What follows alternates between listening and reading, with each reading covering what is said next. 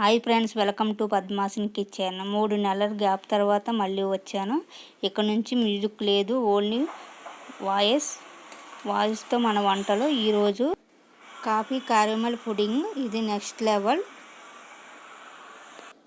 ముందుగా స్టవ్ వెలిగించి ప్యాన్ పెట్టుకొని పంచదార వేసుకోవాలి. పంచదార వేసుకొని కొంచెం వాటర్ వేసుకొని పంచదార కరిగించుకోవాలి. పంచదార కరిగించుకొని గోల్డ్ కలర్ రానివ్వాలి. గిన్నెలో వేసుకొని పక్కన పెట్టుకోవాలి.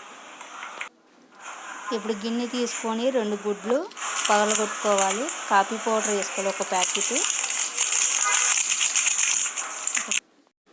చిన్న గ్లాస్ పాలు వేసుకోవాలి.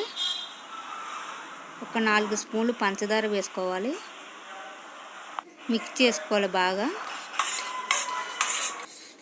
నురగ రాకుండా కలుపుకోవాలండి. నేను ముందు వేయడం మర్చిపోయిన పంచదార ఇప్పుడు వేస్తున్నా.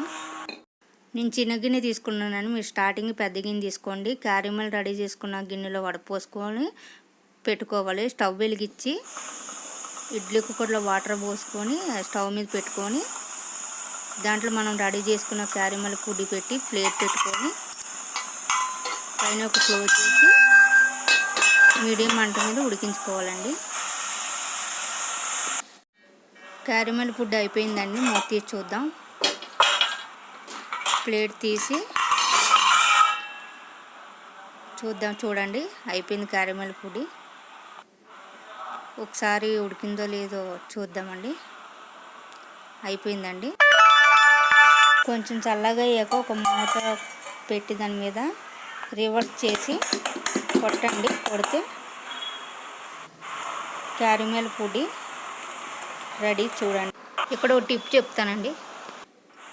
ఆవిరికి ఉడికించాలండి. ఏదైనా ఒక గిన్నె తీసుకుని, ఏ గిన్నె అందులో వాటర్ పోసుకొని పైన మనం ఏదైనా జల్లెడ లాంటిది ఉంటుంది కదా, మనం బియ్యం వడపోసుకుని జల్లెడ లాంటిది ఉంటే దాంట్లోని ఈ గిన్నె పెట్టుకుని ప్లేట్ పెట్టుకుని పైన ప్లేట్ పెట్టి అలా ఆవిరి మీద ఉడుకుకోండి. డైరెక్ట్ పెట్టుకోకండి. నేను డైరెక్ట్ పెట్టాను, తర్వాత మార్చాను. మీరు అలా చేయకండి. లైక్ చేయండి, షేర్ చేయండి, సబ్స్క్రైబ్ చేసుకోండి, కామెంట్ చేయండి ఫ్రెండ్స్.